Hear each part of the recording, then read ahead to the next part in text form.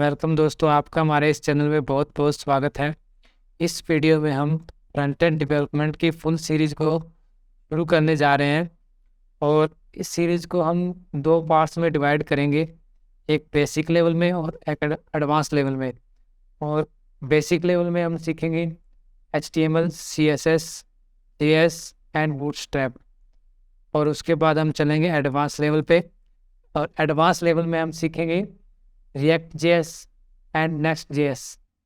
इन दोनों टेक्नोलॉजी को अच्छी तरह से सीखने के बाद आप एक अच्छे तरह से फ्रंट एंड डेवलपर बन जाएंगे और आप किसी भी वेबसाइट या किसी भी तरह की ऐप का एक अच्छा सा इंटरफेस डिज़ाइन कर पाएंगे। फ्रंट एंड डेवलपमेंट सीखने से पहले हम ये जान लेते हैं कि फ्रंट एंड डेवलपमेंट होता क्या है। फ्रंट एंड डेवलपमेंट को क्लाइंट साइड डेवलपमेंट भी कहा जाता है, जिसमें हम वेबसाइट या ऐप का इंटरफेस डिज़ाइन करते हैं और इंटरफेस डिज़ाइन करने के लिए हमें HTML, CSS एंड जावास्क्रिप्ट का यूज़ करते हैं।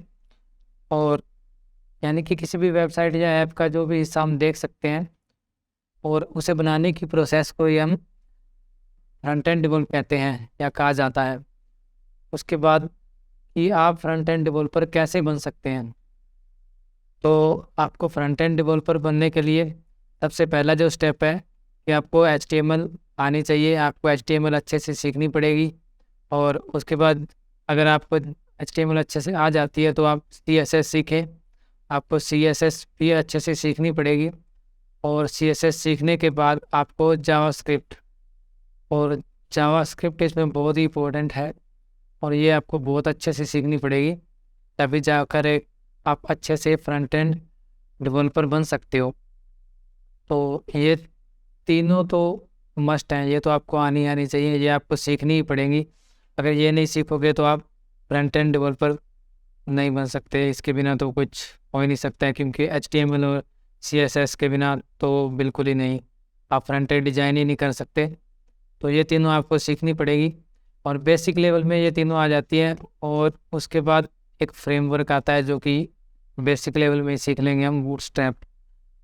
इसमें बहुत से कस्टम कंपोनेंट आते हैं और बहुत से नया बार हेडर वगैरह बने हुए आपको मिल जाएंगे। वहीं पे आपको वहाँ से सिर्फ कॉपी पेस्ट करके और बूटस्ट्रैप की अपनी खुद की क्लासेस बनाई हुई है, उन क्लासेस को यूज़ करके आप अच्छे से इंटरफेस बना सकते हैं, बहुत अच्छा इंटरफेस बना सकते हैं।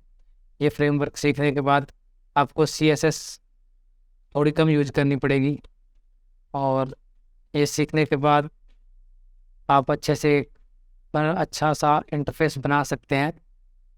तो उसके बाद जैसे ही हम ये चारों के चारों लैंग्वेज सीख लेंगे, ये लैंग्वेज नहीं है बूटस्ट्रैप, ये तो फ्रेमवर्क है, ये 3 लैंग्वेज है। इनको जैसे ही सीख लेंगे उसके बाद हम चलेंगे एडवांस लेवल पे। तो एडवांस लेवल पे हम सीखेंगे रिएक्ट JS और नेक्स्ट JS।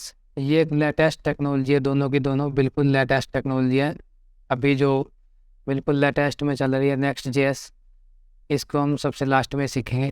पहले आपको बेसिक आना चाहिए। बेसिक ये सब जितने भी रिएक्ट JS और नेक्स्ट JS ये दोनों फ्रेमवर्क हैं जावास्क्रिप्ट के, तो इसलिए आपको मस्ट है कि आपको जावास्क्रिप्ट अच्छे से आनी चाहिए। बहुत अच्छे से जावास्क्रिप्ट को सीख लेना, तब आप रिएक्ट JS और नेक्स्ट JS कर पाओगे, वरना तो आपको नेक्स्ट और रिएक्ट में बिल्कुल भी कुछ नहीं समझ में आएगा ये चल के आ रहा है।